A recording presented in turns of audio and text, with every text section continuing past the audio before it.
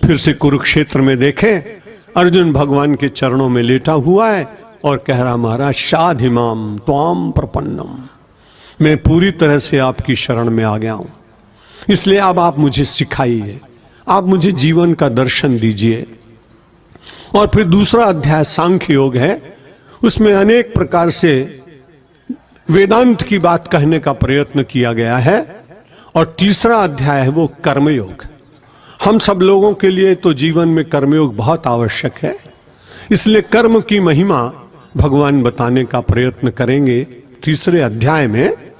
और कर्म कौन सा होता है, कैसे करना चाहिए, वहां भगवान एक बार कह गए भगवान की बुद्धौ शरणम मन्युच्य, तुम ज्ञान की ओर जाओ।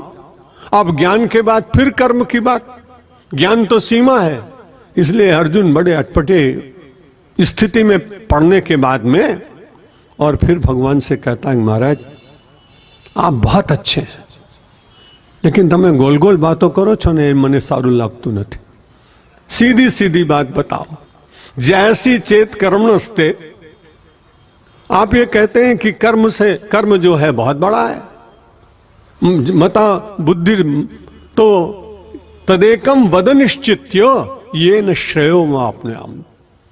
देखिए वहां भी उसने कहा था जिसमें मेरा श्रेय हो वो दे दीजिए। यहां तीसरे अध्याय में भी कहता है, महाराज कभी तो आप कर्म को ज्यादा अच्छा बताते हैं, कभी आप ज्ञान को बहुत अच्छा बताते हैं, लेकिन बड़ी कठिनाई ये है कि वास्तव में क्या ठीक है ये मुझे बताएं तो बहुत अच्छा बात, बहुत अच्छी बात होगी। तदेकम वद निश्चित्य, निश्चय करने के बाद एक रास्ता बताइए। कभी सांख्य की बात कर देते हैं, कभी ज्ञान की बात कर देते हैं, कभी कर्म की बात कर देते हैं, लेकिन एक ही बात है, ये न श्रेयो हम अपने आम, जिसमें मेरा बंधन छूट जाए। श्रेय की प्राप्ति का मतलब हम संसार में रहें लेकिन बंधन न लगे। रामकृष्ण परमहंस की वो बात आपको शायद याद होगी, नए श्रोता हैं, पुनः फिर से कह देता हूं।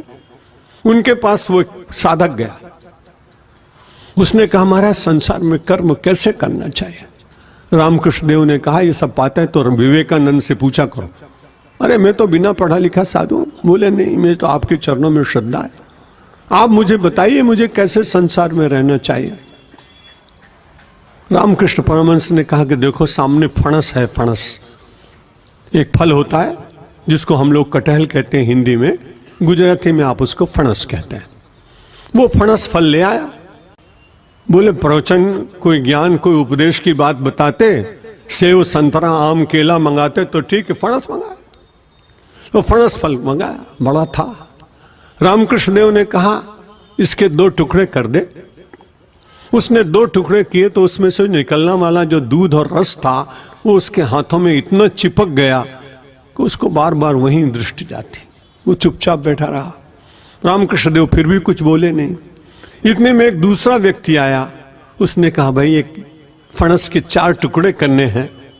वो गया और सबसे पहले जहां तेल का एक कटोरा रखा था उसमें तेल हाथ में लगाया, और तेल लगाने के बाद फणस जब काटा तो उसके बाद में उसके हाथ में जरा भी दूध और फल लगा नहीं, कहीं चिकनाहट नहीं आई, कहीं चिपका नहीं। रामकृष्ण देव ने कहा देखा, इसने पहले तेल हाथ में लगाया फिर फणस काटा, तो इसमें आसक्ति नहीं हुई, लगा नहीं, और तुमने सीधे सीधे शुरू कर दिया, इसलिए तुम्हारे हाथ में उसका दूध चिपक गया और तुम बार बार उसे देखते हो। तुमने मुझसे पूछा कर्म कैसे करना चाहिए, तो जैसे इसने पहले हाथ में तेल लगा के चाकू से उसको काटा, वैसे ही अपने हाथ में माला लेकर भगवान की भक्ति पहले कर लो और बाद में कर्म करो तो कर्म तुमको लिप्त नहीं होगा। ये न श्रेयो हम अपनुयाम, जिसमें मुझे श्रेय की प्राप्ति हो ऐसा मुझे बताइए।